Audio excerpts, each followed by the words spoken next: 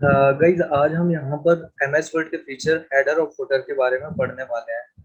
अब हेडर और फुटर क्या होता है, मे भी कुछ लोगों को पता है कि हेडर फुटर क्या होता है, इसे कैसे इंसर्ट किया जा सकता है। पर मैं एक बार यहाँ पर रिपीट कर रहा हूँ क्योंकि जो हेडर फुटर है उससे रिलेटेड कुछ क्वेश्चंस बनते हैं।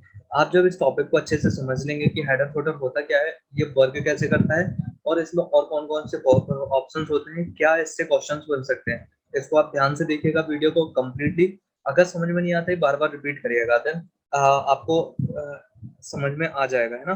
तो मैं यहाँ पर एक पैराग्राफ लिखने जा रहा हूँ।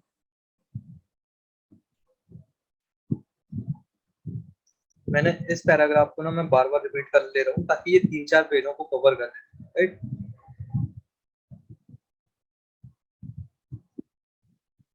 इससे क्या होगा, हमें हेडर और फुटर समझने में थोड़ी सी आसानी होगी।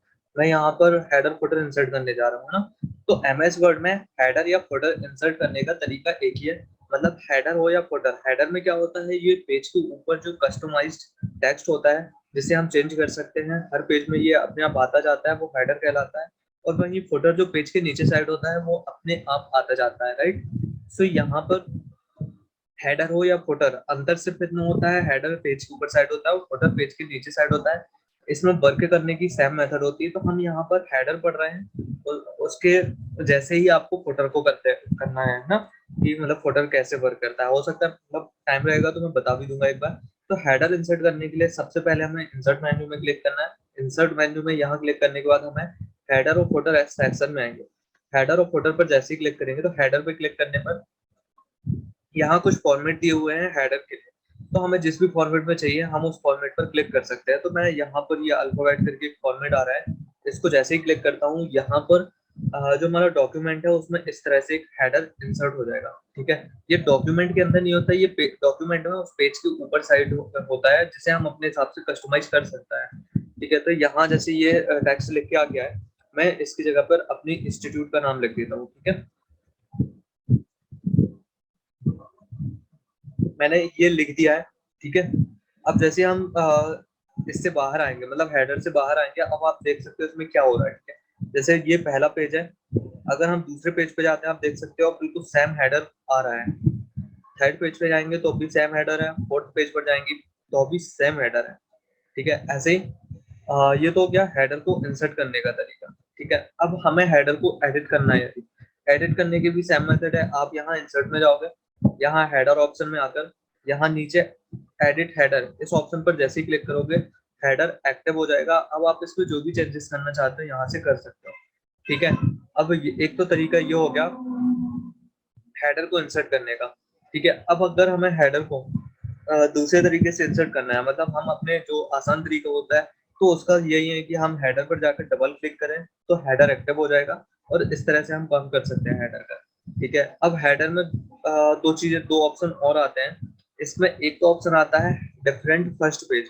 अभी देखो, आपने देखा होगा कि जो डॉक्यूमेंट है हमने यहाँ पर जैसे इंस्टीट्यूट का नाम लिखा, हर एक पेज पर सेम हेडर आ रहा है ना। मतलब एक तो हेडर की यही है कि वो हर एक पेज पे सेम हेडर आएगा।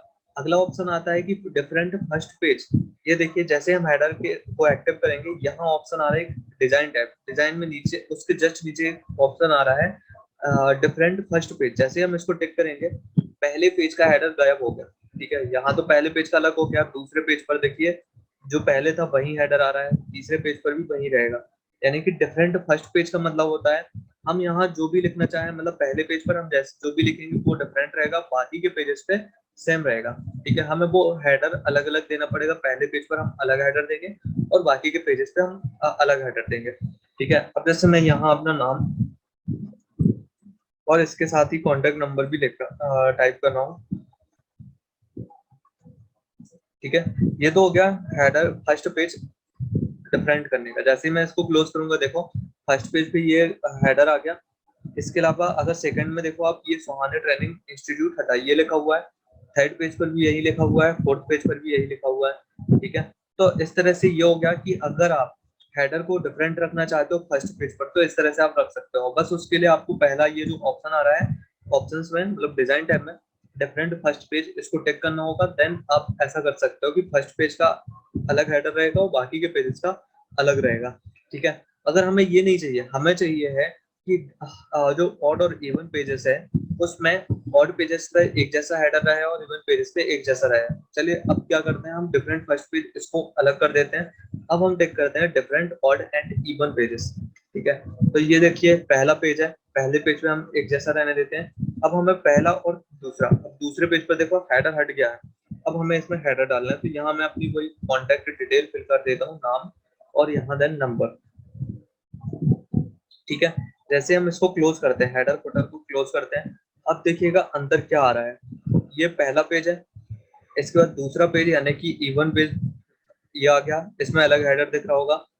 थर्ड यानी कि ऑड पेज, फिर से जो पहले पेज पर हेडर था वही तीसरे पेज पर आ रहा है। और फोर्थ पेज पे हम जाते हैं तो जो दूसरे पेज पर हेडर था वो चौथे पेज पर भी आ रहा है।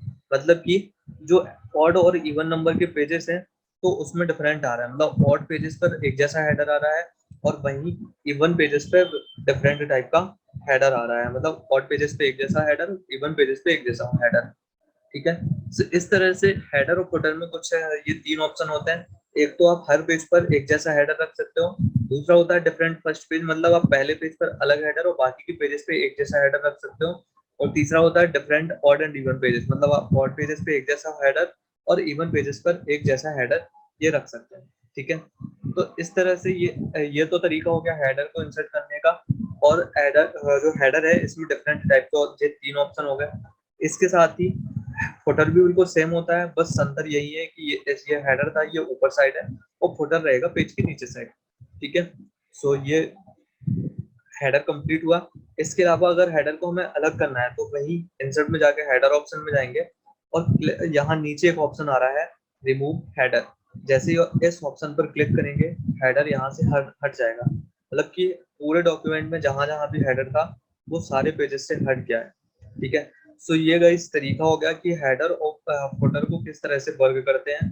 ठीक है, और इसमें कौन कौन से तीन ऑप्शंस होते हैं और इसी में से क्वेश्चन बनते हैं। तो याद रखिएगा, इस टॉपिक को आप अच्छे से देख लीजिएगा, बार बार रिपीट करके देखिएगा। ठीक है, बहुत अच्छे से समझ में आ जाएगा।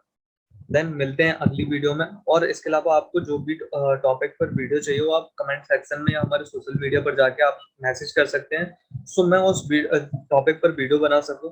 और राइट, सो यहाँ पर हम वीडियो को खत्म करते हैं। ओके।